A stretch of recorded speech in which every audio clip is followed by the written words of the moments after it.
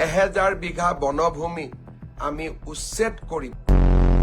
মাজুলীত ট্ৰাইবেল লেণ্ডৰ 28 বিঘা মাটি আপোনাৰ মুখ্যমন্ত্ৰীৰ পত্নীয়ে ট্ৰাইবেল নোহোৱা সত্ত্বেও কেনেকৈ ট্ৰাইবেলৰ নিয়ম বহিৰ্ভূতভাৱে কিনিব পাৰিছে এই কথা কওক। Hey, y'all, come look at this. বহুতে ভাবিছিল উচ্ছেদ বন্ধ হৈ যাব নেকি। হিমন্ত বিশ্ব শৰ্মাৰ ওপৰত আমি ইমান দবাও আনিছো, আমি তেওঁক মানসিকভাৱে ইমান ব্যতিব্যস্ত কৰি দিছো, উচ্ছেদ কৰাৰ তেওঁৰ আৰু সাহস নাথাকিব। চিন্তা কৰাটো ভুল নাছিল, নেপাল বনোৱাৰ ষড়যন্ত্ৰটোও ভুল নাছিল।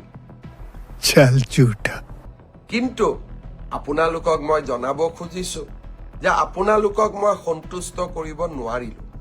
অহা 9 আৰু 10 তাৰিখে গোৱালপাৰা জিলাৰ দহিকটা বনাঞ্চলত উচ্ছেদ অভিযান আৰম্ভ হ'ব।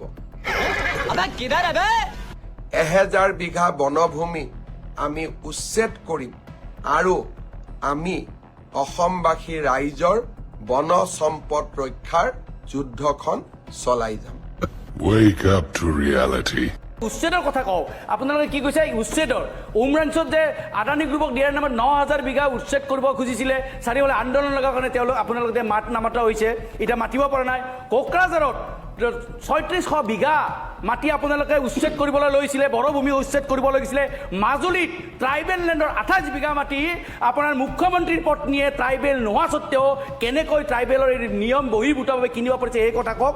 কলিয়াবৰত কৃষকৰ মাটি কেনেকৈ বেআইনীভাৱে ঔদ্যোগিক মাটিলৈ ঔদ্যোগিক ভূমিলৈ ৰূপান্তৰ কৰি তেখেতে মাটি ক্ৰয় কৰিছিল সেই কথা কওক। বংগৰাত কেনেকৈ 29 বিঘা মাটি মুখ্যমন্ত্ৰীৰ পত্নীৰ নামত থকা কোম্পানীয়ে অবৈধভাৱে কৃষি ভূমি ঔদ্যোগিক ভূমিলৈ ৰূপান্তৰ কৰি পেলাই তেওঁলোকে যে ক্ৰয় কৰিছিল সেই কথা কওক। আৰু শিল শাকত অসমীয়া খিলঞ্জীয়াসকলক আপোনালোকে উচ্ছেদ কৰিছে সঁচা, কিন্তু শিল শাকৰ সেইফালে বন্দাজনৰ মাটি দখল কৰিছে জয়ন্ত মল্ল বৰুৱাই যে ঘৰ বান্ধিছে, বন্দাজনৰ মাটি দখল কৰিছে জয়ন্ত মল্ল বৰুৱা ডাঙৰীয়াই চৰকাৰী ধন খৰচ কৰি তেওঁৰ ঘৰলৈ যোৱা যে এটা ডাঙৰ ৰাস্তা বনাই লৈছে, সেই কথাৰ প্ৰতিবাদ কৰিবলৈ বিজেপিৰ সাহস আছে নেকি সেই কথা আপোনালোকে স্পষ্ট কৰক। কিয়নো উচ্ছেদৰ নামত আপোনালোকে যিমান নাটক কৰি আছে, আপুনি ইয়াৰ পৰা প্ৰথম কৈছিল যে উচ্ছেদ কৰা বাংলাদেশীৰ কথাত আমি কংগ্ৰেছী বা বেলেগে নামাতে, যদি বাংলাদেশী হয় কিয় এগৰাকীও উচ্ছেদকাৰী আপোনালোকে বাংলাদেশলৈ পঠাব পৰা নাই, কিয় আপোনালোকে পুনৰংস্থাপন দি আছে এই কথা অসমীয়া ৰাইজক ক'ব লাগিব।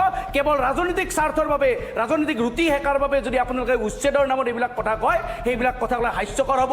যি NRCক লৈ আপোনালোকৰ প্ৰথমগৰাকী বিজেপিৰ মুখ্যমন্ত্ৰী আমাৰ সোণোৱাল ডাঙৰীয়া NRC অফিচত গৈ সেৱা কৰিছিলে মুখ্যমন্ত্ৰী হোৱাৰ দিনা, তাৰপিছত NRCৰ যেতিয়া লিষ্ট ওলাই গ'ল 19 লাখ যেতিয়া বিদেশী চিনাক্ত হ'ল, কিয় 19 লাখৰ এগৰাকীও ব্যক্তিকো আপোনালোকে খেদিব পৰা নাই সেই কথা অসমীয়া ৰাইজক আপোনালোকে উত্তৰ দিয়ক। তাৰপিছত আপোনালোকে জাতীয়তাবাদী কথা অসমীয়া ৰকে উচ্ছেদ কৰাৰ কথা আপোনালোকে ক'ব পাৰিব হিমন্ত বিশ্ব।